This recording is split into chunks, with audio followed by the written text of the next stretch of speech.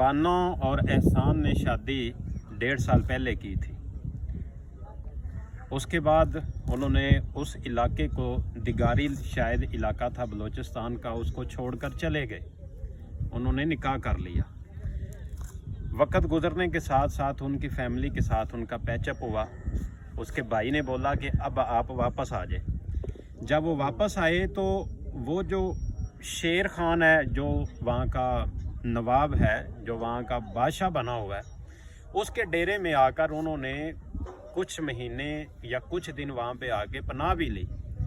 फिर उनकी फैमिली इकट्ठी हुई, उस लड़की के ख़ानदान वाले, उसका भाई भी था, उसका चाचा भी था, उसके कबीले के, उसके ख़ानदान के और भी लोग थे। उसी सरदार के पास फिर जिरगा होता है, पंचायत होती है, और वही सरदार फिर ये फ़ैसला सुना देता है।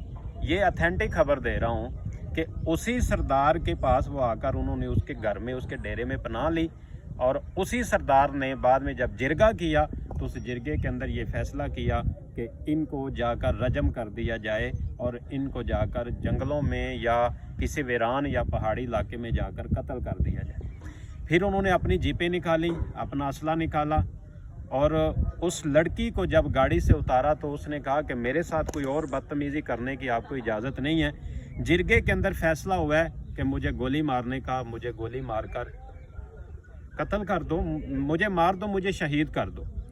लेकिन एक चीज़ हमने देखी है जिसके ऊपर हम भी बड़े हैरान हुए हैं कि उस औरत ने अथेंटिक निकाह किया था। कल सरफराज भुगटी वज़ीर आला बलूचिस्तान ये कह रहे थे कि शायद वो उस नवाब को बचाने के चक्कर में इस मैदान में आए। उन्होंने कहा कि उन्होंने कोई निकाह नहीं किया था, औरत के 5 बच्चे थे, उस इंसान के 4 बच्चे थे, लेकिन उन्होंने जब निकाह कर लिया तो फिर किसी को क्या इख्तियार है। फ़र्ज़ करे अगर नहीं भी किया तो तब भी इस मुल्क के अंदर इन्वेस्टिगेशन सिस्टम, इस मुल्क के अंदर इदारे, इस मुल्क के अंदर पुलिस, अदलिया मौजूद है, वो फ़ैसला करे। आपको कोई इख्तियार नहीं है फ़ैसला करने का। सीएम के नोटिस के बाद उस नवाब को फिर गिरफ़्तार किया गया। अदालत में जब पेश किया तो वो अदालत, उसको कोई कड़ी नहीं, हथकड़ी नहीं लगाई गई। वो बादशाहों की तरह जा रहा है पूरे प्रोटोकॉल के साथ। मीडिया वाला बात करना चाहता है तो जब उसने समा का माइक था जब सामने किया तो उसने उसको भी धत्कारा, कोई बात नहीं की। ये इस मुल्क का निज़ाम है। एक बात मेरी लिख के रख लें, उस जोड़े को कोई इंसाफ नहीं मिलेगा।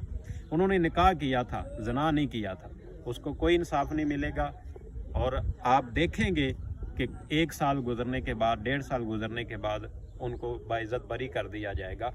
उस लड़की को कत्ल करने के पीछे उस गोलियां किसने बरसाई? उसके भाई ने। मैं एक चीज़ कहता हूं कि वहाँ पे किसी को तरस ही नहीं आया। अपना खून, चलो अपना ना हो, अपनी बहन ना हो, कोई भी हो, इतनी बेदर्दी से कोई भी नहीं मारता। तो हम इंसानियत में इस कदर गिर गए हैं और अपनी अना में इस कदर गिर गए हैं कि हमें ना किसी की इज़्ज़त की परवाह है और ना किसी की जान की परवाह है। खुदारा इसके ऊपर सोचे थोड़ा सा।